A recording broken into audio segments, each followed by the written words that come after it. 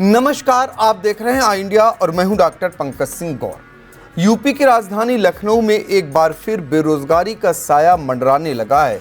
Uttar Pradesh power corporation के एक फैसले ने हजारों संविदा कर्मचारियों की नींद उड़ा दी है, क्योंकि अब वर्टिकल व्यवस्था लागू होने जा रही है और इसी व्यवस्था के चलते करीब 3600 से अधिक संविदा कर्मी बेरोजगार हो सकते हैं।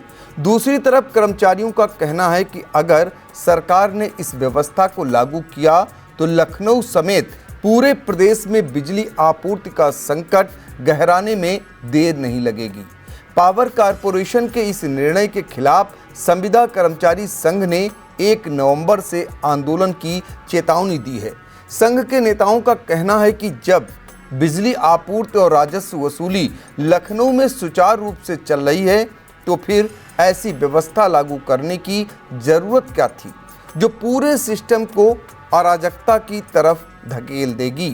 तालकटोरा में हुई बैठक में प्रदेश अध्यक्ष मोहम्मद खालिद ने इस निर्णय पर कड़ा विरोध जताते हुए कहा, वर्तमान में सरकार में 4620 आउटसोर्स कर्मचारी 154 बिजली घरों का संचालन कर रहे हैं, लेकिन वर्टिकल व्यवस्था लागू होते ही हजारों परिवार सड़क पर आ जाएंगे।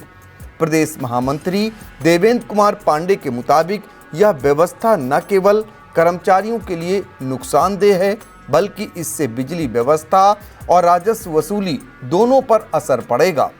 उन्होंने कहा कि जब पहले हर उपकेंद्र पर 30 कर्मचारी तैनात थे, अब उसी केंद्र पर मात्र 6 से 7 कर्मचारी रखे जाएंगे। स्पष्ट है कि इस स्थिति में ओवरलोडिंग, फॉल्ट रिपेयर और बिजली बिल वसूली जैसे काम ठप पड़ सकते हैं।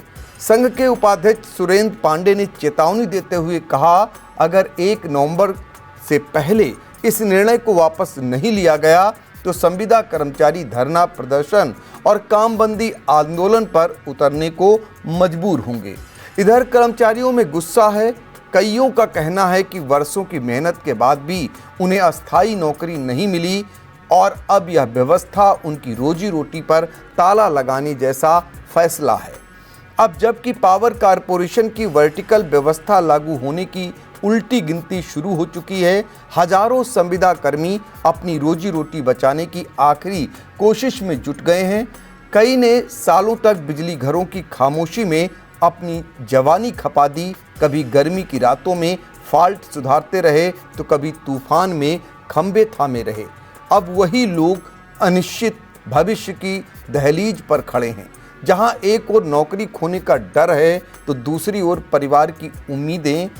कर्मचारियों का कहना है कि अगर सरकार ने इस वर्टिकल सिस्टम पर पुनर्विचार नहीं किया तो 1 नवंबर से सड़कों पर उतर अपने अधिकारियों की लड़ाई लड़ना उनकी मजबूरी बन जाएगी।